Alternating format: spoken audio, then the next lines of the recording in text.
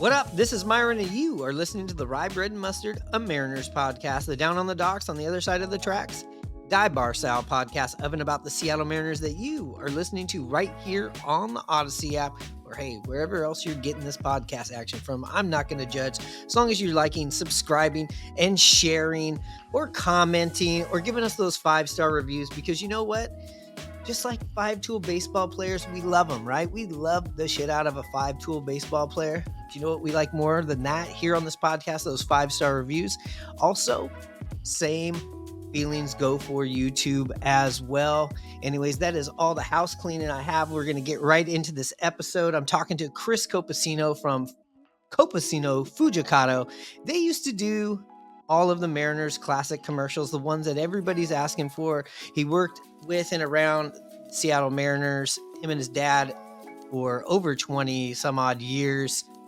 Fun to always talk to Chris. He comes on here and contributes a lot of backing up of Jerry Dipoto and what the Mariners organization have been building. But he's starting to turn that corner a little bit. And we're talking about that. And we are, as you've seen, as the title is, we are reacting to Ben Verlander's comments on Flipping Bats about, hey, the Mariners should be all in going into these winter meetings. The Mariners should be all in on Ohtani still, Soto, all of the above. It's time. We're going to play that and listen to it and kind of react to that. And we're going to talk about what needs to happen now that we are in this window as far as trading, as far as not trading, prospects. What are we going to do to get back up to par? What should we expect to get back up to par after, not extending an offer to Teo and trading Gino? What's going to happen if nothing happens? How is the fan base going to take that? What is to be expected in Dramaland, aka Mariners Twitter? And we're going to finish up with a little story about Lou Piniella and a discussion about him being a finalist for the MLB Hall of Fame. Chris and his dad worked with Lou Piniella, so I asked him, of course, come on, give me a story, give me some dirt about Lou Piniella. And spoiler alerts, the story ends with Lou Piniella in a towel smoking a cigarette. So that's at the end of this episode. Anyways, I'm going to shut the hell up so you can enjoy the newest episode of the Rye Bread and Mustard, a Mariners podcast. It's going to start right now. Get ready to play hardball in the Kingdom. Take me to the ball game. I want to see the Ants. The Mariners are playing hardball. Did it again and again and again. Did it again. Princess Tours, the vacation company, brings you the best show in baseball when the San Diego Chicken plays hardball with the Seattle Mariners and the Baltimore Orioles tonight in the Kingdom.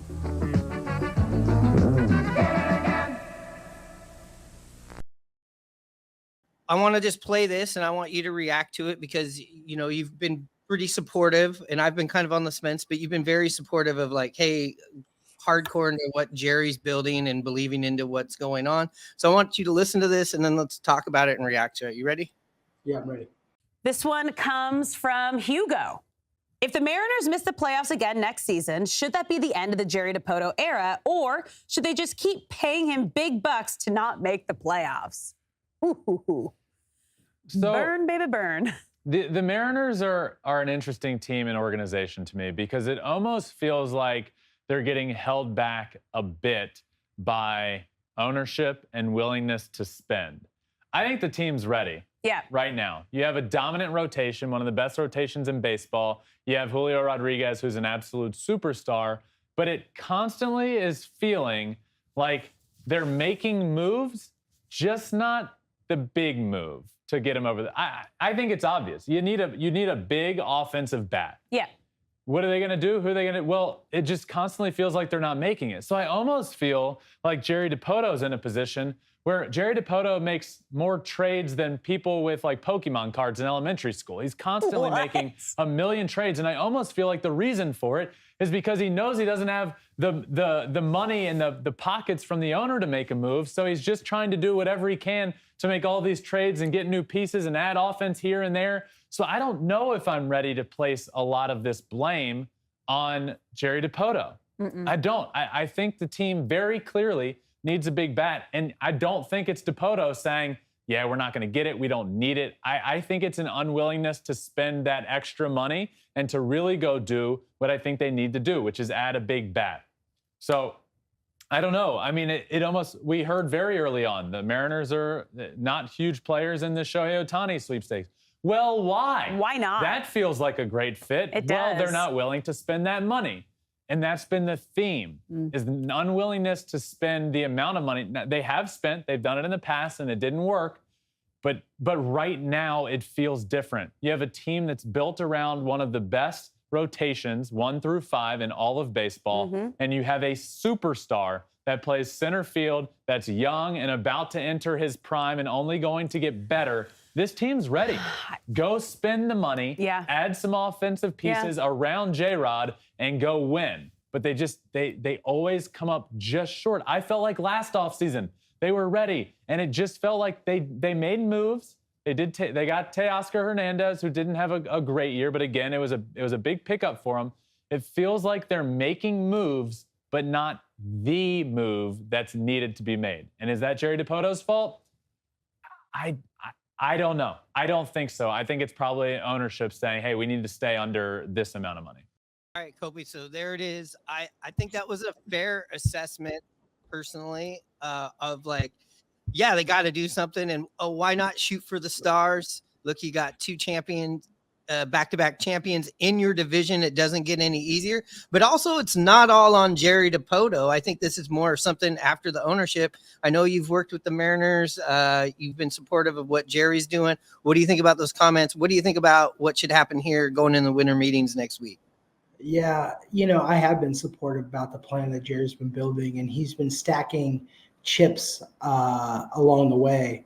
But organizationally, it's put up or shut up time. And, I have been supportive of what they're doing, but not that people are hanging on every tweet that I sent out, but in the last couple of weeks, my rhetoric has changed to really try, to join the cacophony of Seattle Mariners fans, hoping and prodding the organization to make some big moves, because it's fine to preach patience. It's fine to preach stay with the plan.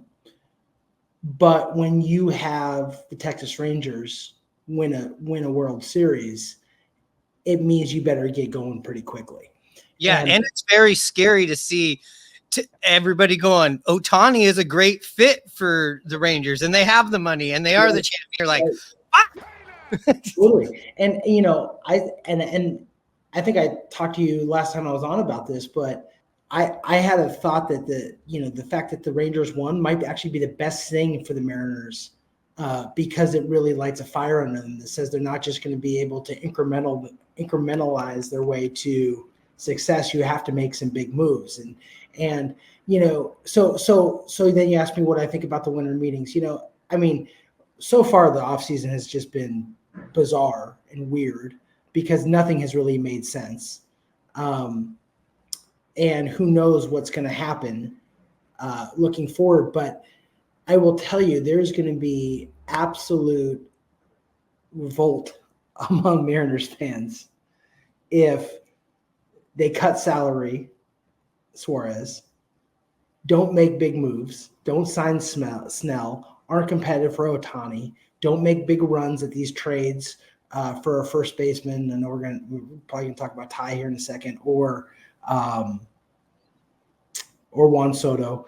And there's going to be a revolt because at some point the PR headlines become reality. Perception becomes reality. You have a organization who has made money hand over foot the last 3 years, partially through revenue streams, good TV deals, and the fact that the ballpark has been full. They've been playing meaningful games throughout the year and packing it late and making a ton of money on parking and all the different things. We're not getting happy hour prices down there for all these games. This is full time, Saturday and Sunday prices. Sure, they got a couple of things. They do have those $10 tickets, but in a nutshell, it is big money. And we've seen what the revenue was last year and the year before that, and we're at the top of the charts. And it's bad optics when you have bought a big piece of real estate, the old Pyramid Brewery, and built that out into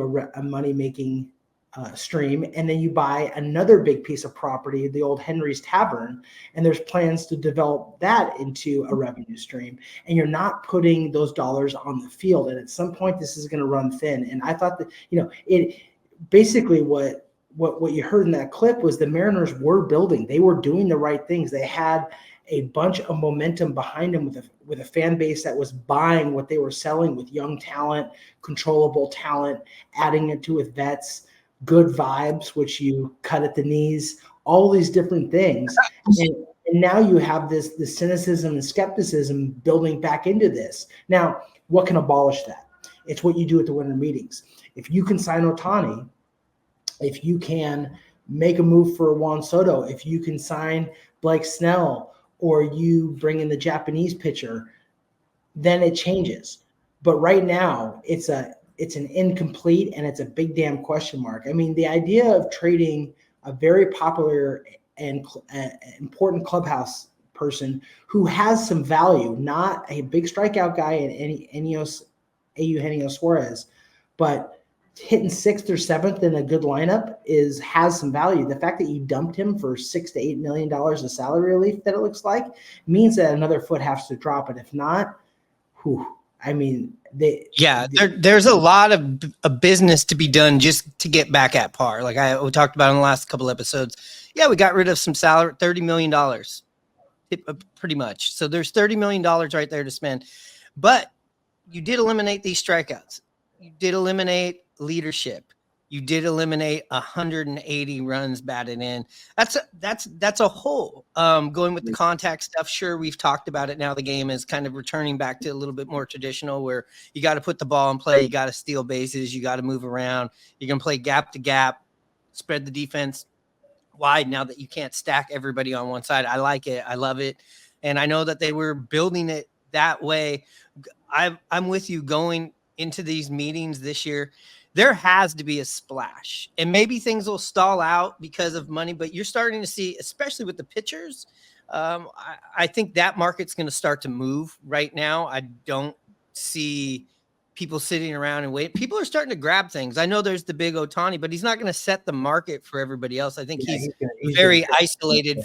There's nobody else in his market that does what he does. Right. No, you're right. And I agree with all that. And at some point, it's very clear to me that the days of Moneyball and these small market teams competing is kind of over. It's an arms race. It just is. I mean, look at the teams who are in there at the end. They're top 10 in payroll. And you plan at this point right now to run out of payroll that I think is in the 19th or 20th, 21st, somewhere in there. It's pretty bad. And you have all the things going for you. You have money in the bank. You have controllable talent. You have good revenue. You had the All-Star game here, which put a lot of dollars in your coffers. Yeah. And you got to start spending. And you don't have those things to hide behind this year. Like when things were going bad, we're like, hey, the All-Star game is here this year. Right. This year is like I said, if just starting this podcast, we started this after how great we felt after 2021, and 2022 was a new hope. It was Star Wars, and the last year was definitely Empire Strikes Back. I'm hoping this year is Return of the Jedi, return of the big contracts, because you just pointed out too, the teams that were there at the end. Look, Arizona and Texas, two offensive teams. They're not pitching teams. They think they were 20th and 19th or 20th of that, but they hit the ball, they scored runs, and that's just how it's going to be. Offense is coming back. Pitching is very important.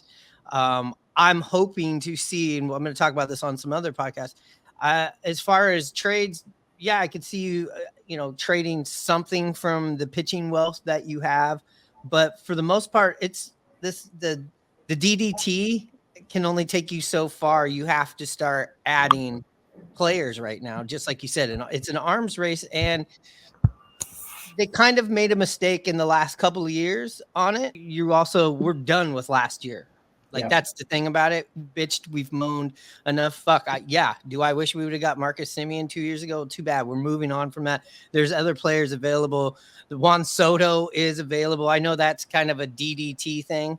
Sure, because it's a trade. But to me, that would be more of a big risk trade because you would be ultimately trying to court him to keep him in here the next year.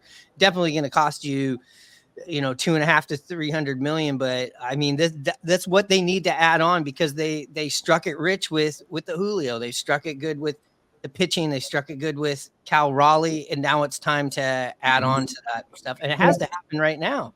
Yeah. And I think, and to build on that, I think that, the paradigm that they're built around is not going to change. They've amassed a ton of young arms and controllable arms and good arms. So they're going to continue to pitch. The only reason they were competitive last year is because they pitched their ass off. And frankly, when they had a really bad September, it was the pitching that didn't carry the mail. I mean, the offense was the offense. You can lament about the fact they struck out too much, didn't create enough traffic, didn't get those guys in, all those different things. All that said, the starting pitching in the bullpen wasn't great in September. And that's that's what happens when you go into the winter and the fall. And Yeah. you need tread on your tires to get up the mountain, and you ran that tread to the ground. Totally. So they're going to stay in that vein. I do think you're seeing a paradigm change, and it's very telling in the two players one they traded and one they non-tendered in Suarez and Hernandez, that they are going to put more of an emphasis on contact. And I think you mentioned that earlier, and I agree with that. That is a paradigm, kind of the pendulum coming back now about, for a long time we said, don't worry about strikeouts. Strikeout is the most uncompetitive result in baseball. And so the ability to put the ball in play, and Jerry's, and so it's two things. He's been very focused on hard hit rate, which is great. Because if you hit the ball hard, good things are going to happen. But you got to put the ball in play. We want the ball to touch grass. Yeah, if you can increase your hard hit rate and the frequency at which you put the ball in play, those two things should equal into better offense. So I think you're going to see that. I think we're impatient because we want to see the other shoe drop and what's this team going to look like. And so they're going to go out and they're going to try to buttress this young talent. Young Randy Johnson's neighbors could see his fastball coming. Randy was our paper boy, and every afternoon he'd ride his bike down the street whipping papers. Even then he threw 70 to 80 miles an hour. One day he beamed the family cat Whiskers. Whiskers survived, but he's never been the same.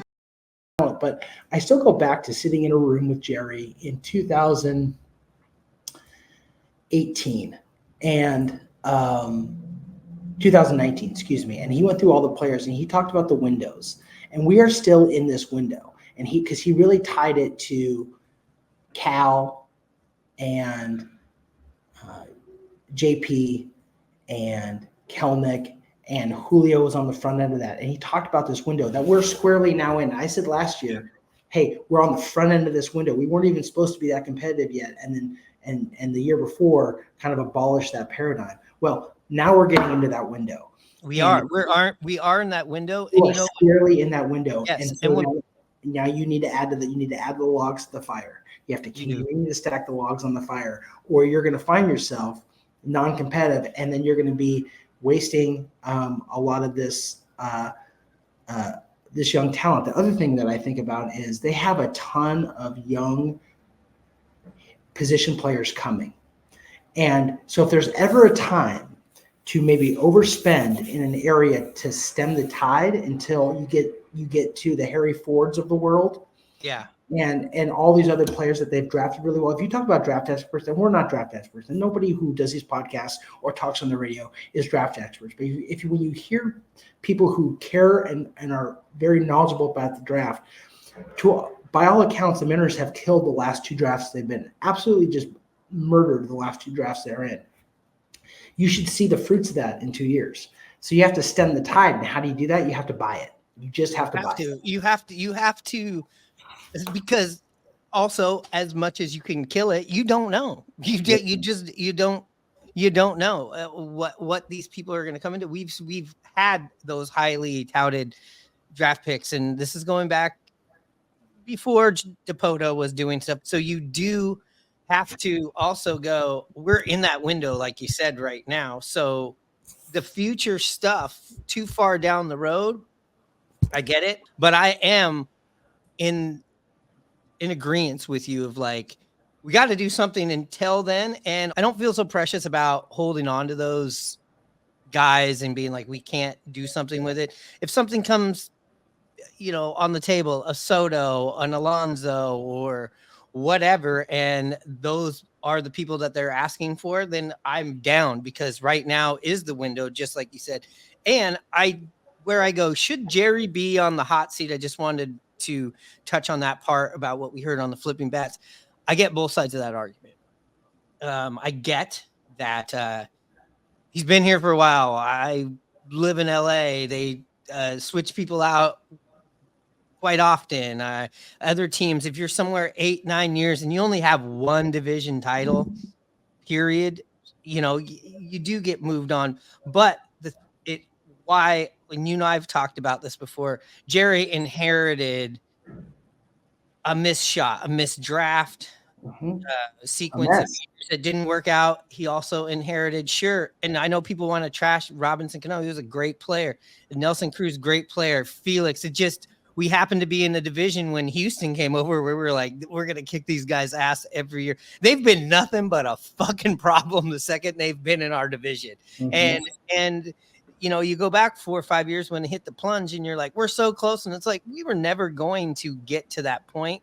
So I feel now, if you want to judge Jerry, if you want to judge Scott, and you want to judge whether they should go, whether you bring them back, or where the blame goes, you can start judging them now, maybe going back 2 years, but you can't sit there and be like, they've been here since 2016, because I feel like everything after the COVID season, which was ultimately made this whole transition a little bit easier, because we didn't have to sit through 162 games of what we sat through in 2019. And then we saw 2021 get it going, very reminiscent of the 2011 Seahawks and 12 Seahawks. And we're seeing this build. But yeah, going into this winter meeting, and let's also not judge until what happens at spring training.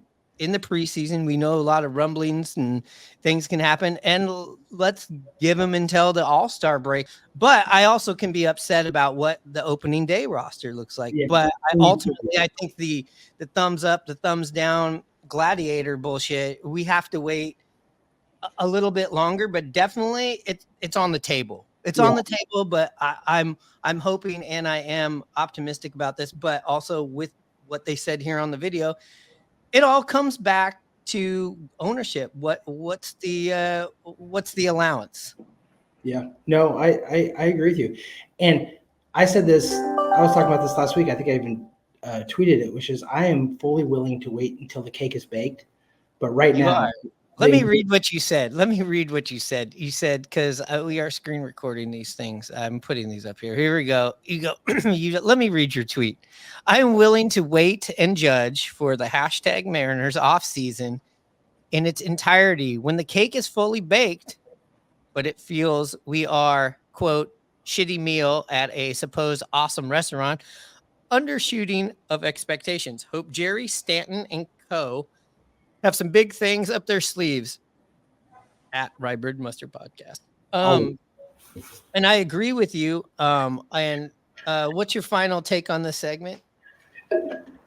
I just think that I think it's really important that the Mariners continue to build, because, and frankly, as fans, we better hope to hell that this works out, because this organization can't survive from a fan base standpoint or recycle. Jerry gets blown out. No. Scott gets blown out. And now we're back to a 4 or 5 year thing.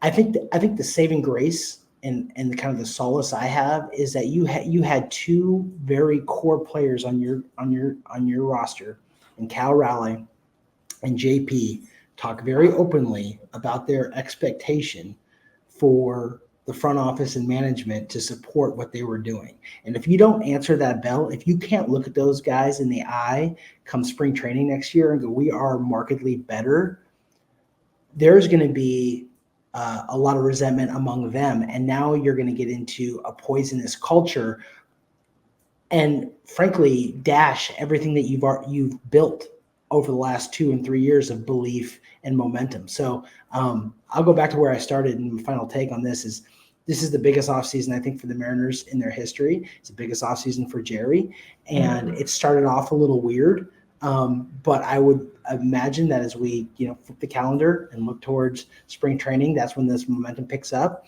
and he owes it to the fan base. His organization owes it to the fan base and those players who are still with him to spend, support, and make it very salient and visible that they are doing all that they can to keep up with the arms race and the competitive forces in Major League Baseball. And if they're not, then they're not serious about winning, and they should be all fucked anyways.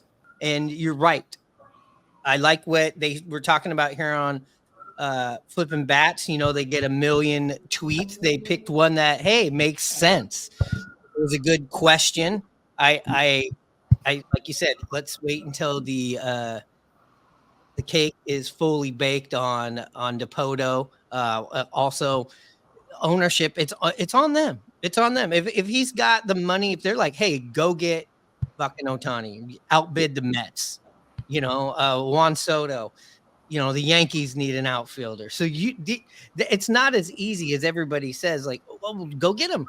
Well, it's like the Mariners are going to have to pay tax. The only team that flew more than the Mariners last year, even with the balanced schedule, which is kind of funny and sad, it's the Oakland A's. So, I mean, that's a lot of miles there with the Spirit Air for the Oakland A's. But it is a sell. But guys like Soto, guys like Ohtani, I don't care where you put the fences, they're going to hit home runs. These aren't little contact guys. These guys are going to mash the ball, and let's hope we can see one of them or see Alonso or something. I'm expecting big things to happen this week. We're going to keep rolling these things out.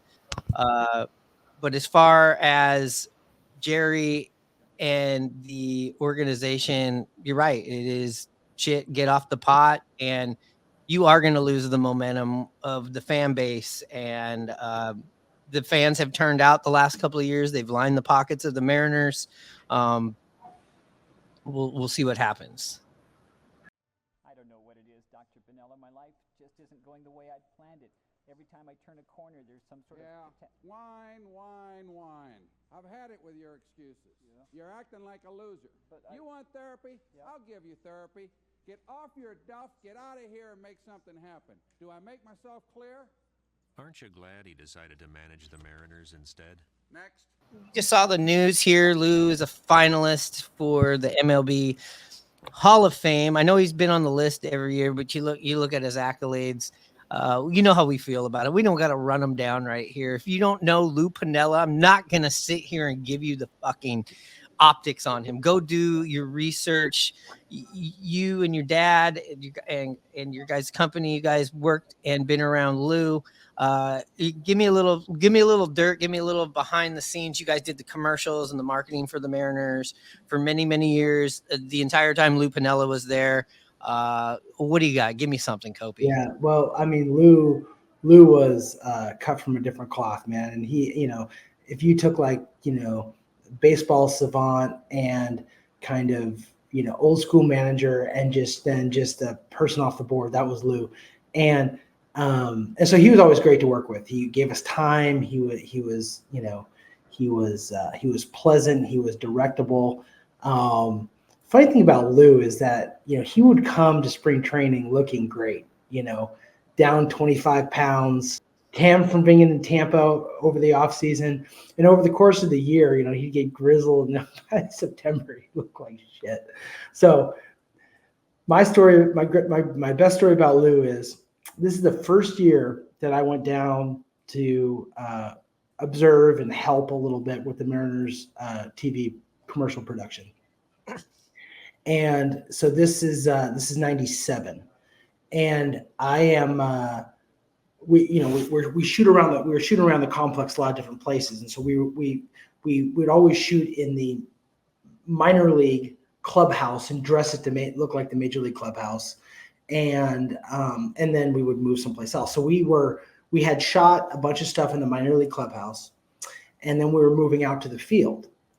And so we did a company move out to the field, and we're out there, and someone, I forget who, said, "Oh, I left a thing back in the clubhouse." And my job was, it's a free trip down there, being around baseball players, appearing in spots. I was a gopher, and I was up for anything. So they say, "Hey, Chris, can you run back into the clubhouse and get this thing?" I think it was a portfolio or something.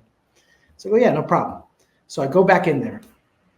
And, I wasn't totally I was credentialed, so I could go anywhere, but I wasn't familiar with the thing. So I'm kind of walking through, trying to find where it is, and I accidentally entered through the Major League Clubhouse, and I didn't really know it until I kind of was like, "Oh, okay, I'm in the Major League Clubhouse." Take a couple more turns, and I come around the corner, and there's Lou Piniella in a fucking towel, smoking a cigarette. But I come around the corner face to face with Lou, and I'm just looking at him, and he's sitting there in this towel belly and smoking, and he just goes, "How you doing, young fella?" and just walks right past me. Just like it was just like the most just nuts hanging on the ground. Yeah. And I was like, that's Lou Piniella. So that's my Lou Piniella story. I've seen Lou Piniella in a towel and doing his best Jim Leland smoking impression. Yeah, and I also love what your dad always says about Lou. Like, he'd just be like, "All right, let's do it, but how long? This better not take all goddamn day." Like, that was his attitude. Like, he would come in, he would do it, but he would tell you right off the bat, "This better not take all goddamn day." Lou, sweet Lou, you got to put him in. I mean, like, I know that they look at people go, "Well, as a player, no, he's not a Hall of Fame player." And maybe as a coach, he's up there. And maybe it's not enough. But then if you add the life of what you've done in baseball and you put those two things together, absolutely. Yeah. And I know some people be like, "You're blasphemy. He's a Hall of Fame." Coach, he didn't get the job done in Seattle. He changed and saved. I know we give a lot of that to Griffey all the time, but like, Lou's the guy that stirred the ship. Lou's the guy that changed the whole, like, hey, Seattle can be a winning franchise, similar, different way, but like same thing. You look at the Seahawks and you go, man, everything changed when Mike Holmgren got there. Right. Pete Carroll took it to the moon, but Holmgren got it going, and that's definitely what Lou Piniella did. And especially him being an ex-Yankee, him being a world champion, bringing a lot of the people from the Reds organization over during those times from being over there, and then having that rivalry. That was a great time in baseball, even if you're not a Mariners fan. I mean, I talk to people down here all the time. "You guys never won the World Series with that team?" No, we never went to the World Series with the team. And that's what I think is kind of like the hold up there. I think if he would have got back to the World Series one more time or won it, he would be a shoe-in as a manager. But I think if you add those two things and everything that he's been part of in this game, a unanimous fuck yes from me. Yeah, no, I agree. I think it's more like a baseball lifetime achievement award, really, that gets him into the Hall of Fame than as a player or a manager. He's been one of the kind of steadfast personalities around baseball for 50 years, back to his playing days and today. So I think he's in, and I think it'd be a shame if he wasn't. And it'd be great to have him in. It'd be interesting to see what hat he wears when he goes in. If it's Yankees, or if it's Cincinnati, or if it's the Mariners, or it's the Rays, or it's the Cubs. The Rays. I'm going to go in as a Tampa Bay Ray.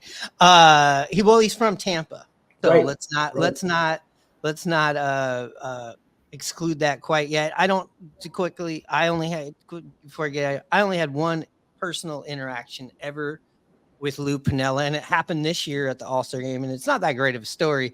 Him and Jay Buhner were signing autographs at the Fan Fest, and there was just, a lot of people walking by, and they're up on this platform, and I happened to be by the guardrail, and there was just kind of like a break where I think they were authentic. They do take something and make sure it's authentic. Some players don't sign this, some players don't sign that. So there's like this big break where it was just Lou Piniella sitting there, and I go, "Hey, sweet Lou," and he looks right at me, and I have my phone recorded, and he gives me this thumbs up, and then this lady walks like right in front of the camera, like this great moment, because it had happened where he nodded at me, and then I turned the camera on and I said it again, and he redid the whole thing again for me, and then the lady walks in. I didn't have the heart to ask him for a third take on it, but all right, Kobe, we'll talk soon, and we'll definitely want to hear from. We'll talk next week